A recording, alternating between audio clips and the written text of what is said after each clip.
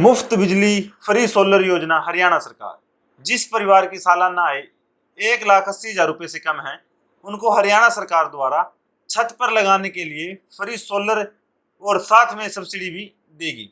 तो इस फॉर्म का आवेदन हम किस तरह से ऑनलाइन करेंगे, पूरी जानकारी आपको इस वीडियो में मिलेगी, तो अंत तक इस वीडियो में बने रहें। तो अब आप बात कर लेते हैं इस फॉर्म को किस तरह से ऑनलाइन करेंगे। ऑनलाइन करने के लिए हमें सबसे पहले दक्षिण हरियाणा बिजली बोर्ड की वेबसाइट पर जाना होगा।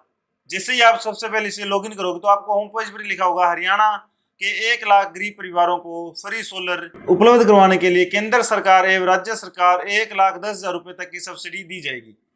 1,80,000 रुपये तक वार्षिक आय के लाभार्थियों को 2 किलोवाट तक 60,000 रुपये की सब्सिडी केंद्र सरकार द्वारा और 50,000 के अतिरिक्त सब्सिडी राज्य सरकार द्वारा और औसत मासिक 300 यूनिट तक मुफ्त उत्पादन उनको दिया जाएगा। और इसी तरह से जिन परिवार की वार्षिक आय 1,80,000 रुपये से लेकर 3 लाख तक की है उनको 2 किलोवाट तक 60,000 रुपये तक की सब्सिडी केंद्र सरकार द्वारा और 20,000 रुपये की अतिरिक्त सब्सिडी राज्य सरकार द्वारा दी जाएगी।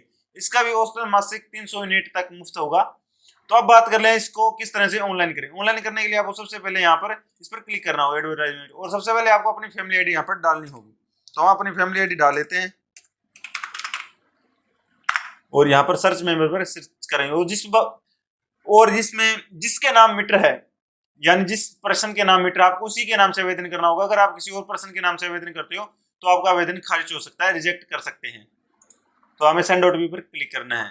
तो और आपका जो रजिस्टर्ड मोबाइल नंबर है जो आपने फैमिली आईडी पर दे रखा है उस पर एक ओटीपी चला जाएगा। तो हम अपना ओटीपी डाल लेते हैं।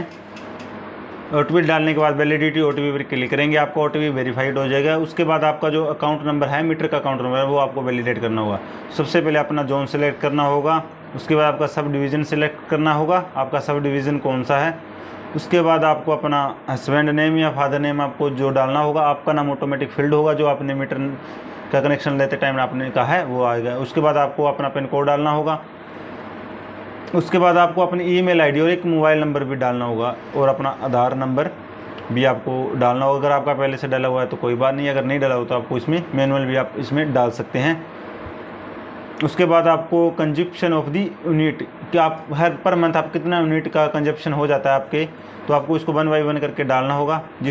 जो आपका मंथली बिल आता है, कितने यूनिट का बिल आता है वो आपको यहाँ पर डालना होगा। लिखा होगा भी आपका एवरेज इतना कंजप्शन हो जाता है मंथली यूनिट्स का इतना कंजप्शन। उसके बाद आपको सबमिट वेरिफिकेशन पर क्लिक करना होगा। तो आपका फॉर्म सबमिट हो चुका है और आपके पास एक टेक्स्ट मैसेज आएगा जो कुछ इस तरह से होगा, जो आप लिखा हुआ your application number has been successfully submitted. इस लिंक पर आप क्लिक करके अपना स्टेटस चेक कर सकते हो भी आपका आवेदन रिजेक्ट हुआ है, अप्रूव हुआ है या पेंडिंग है। तो आपको लॉगिन पर क्लिक करना होगा। लॉगिन पर क्लिक करने के बाद आपको यूज़र नेम में अपनी फैमिली आईडी डालनी होगी और पासवर्ड में भी आपको अपनी फैमिली आईडी डालनी होगी। आपको पासवर्ड पता नहीं तो आप फॉरगेट पासवर्ड भी कर सकते हो। उसके बाद आपको apply for eligible to SVF पर क्लिक करना। उसके बाद आपका ये फॉर्म है।